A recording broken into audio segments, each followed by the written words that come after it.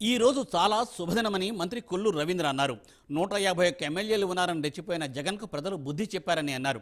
అంతేకాకుండా ఇష్టం వచ్చినట్లు చంద్రబాబును కించపరిచారని అన్నారు. ప్రజాస్వామ్యంలో ఇష్టం వచ్చినట్టు వ్యవహరిస్తే ఏం జరుగుతుంది అనేదానికి ఇదే నిదర్శనమని ఆయన అన్నారు.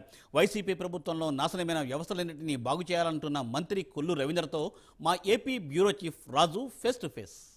సమావేశాలు రేపటికి వాయిదా పడ్డాయి. రేపు అసెంబ్లీ స్పీకర్ ఎన్నిక ఉండబోతోంది. సో ఇవాళ జరిగినటువంటి అసెంబ్లీ సమావేశాల్లో సభ్యులు ప్రమాణ స్వీకారం చేశారు. సో మినిస్టర్ కొల్లు రవీంద్ర గారు ఉన్నారు, మాట్లాడదాం. సో సార్, మొత్తానికి గౌరవ సభ నుంచి గౌరవ సభకు వచ్చామనేటటువంటి ఒక నినాదాన్ని తీసుకున్నారు. ప్రజలంతా కూడా ఈ సన్నివేశం కోసం వెయిట్ చేస్తున్న పరిస్థితి. సో ఎలా ఉంది మంత్రిగా మీకు? ఇది చాలా శుభదినం. అరాచక శక్తులు కానీ ప్రజాస్వామ్యంలో మంట కలిపేవాళ్ళు కానీ ఎప్పటికీలో మట్టి కలిసిపోతారనే దానికి ఇదే ఒక నిదర్శనం. 151 మంది ఎమ్మెల్యేలు ఉన్నారు కదా అని చెప్పి విర్రవీగి మరి పాటలు తిట్టారు ఇదే అసెంబ్లీలో. దేవాలయం లాంటి అసెంబ్లీలో ఒక గౌరవ సభగా మార్చి అగౌరవపరిచి చివరికి చంద్రబాబు నాయుడు గారిని హ్యూమిలేట్ చేయడానికి, కుటుంబం గురించి కూడా మరి ఘోరంగా మాట్లాడితే తట్టుకోలేక అయినా 40 ఏళ్ల చరిత్ర ఉన్నటువంటి చంద్రబాబు నాయుడు గారి కళ్ళలో తొలిసారి మేము నీళ్లు చూసాం.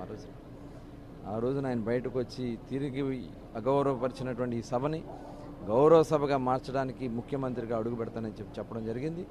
ప్రతి మహిళ కంట నీరబెట్టింది ఆ రోజున చంద్రబాబు నాయుడు గారు చేసిన ఆయన చూసినటువంటి మహిళలందరూ కూడా. ఇవాళ ఎలా ఉంటుందనేది విర్రవీగినటువంటి జగన్మోహన్ రెడ్డికి 151 మంది ఎమ్మెల్యేలు ఉన్న విర్రవీగినటువంటి వ్యక్తికి కేవలం 11 స్థానాలకే పరిమితి చేశారు.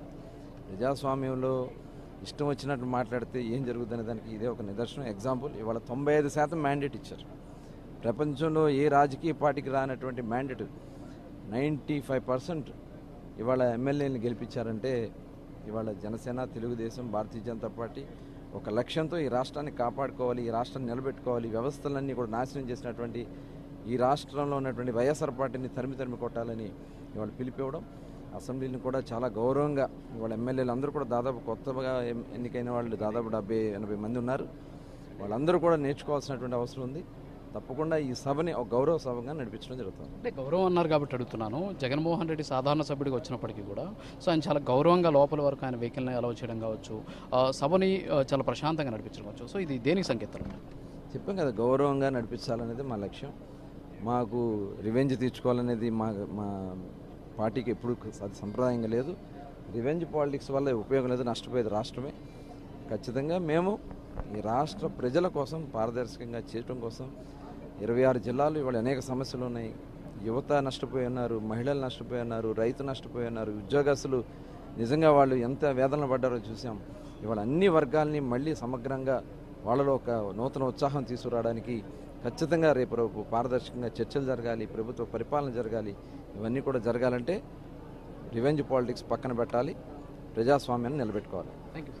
సో మొత్తానికి ప్రజాస్వామ్యాన్ని నిలబెట్టే విధంగా అసెంబ్లీ జరగబోతోందని చెప్తూ ఉన్నటువంటి పరిస్థితి. సో మొత్తానికి కొల్లు రవీంద్ర ఒకటే చెప్పడం జరుగుతుంది, ఈ సభ చాలా గౌరవంగా నిర్వహిస్తాము, రివెంజ్ పాలిటిక్స్ ఉండవని చెప్పేసి చెబుతూ ఉన్నటువంటి సిచ్యువేషన్. కెమెరా పర్సన్ ఉదయ్తో రాజు, ప్రైమ్ న్యూస్, అసెంబ్లీ నుంచి.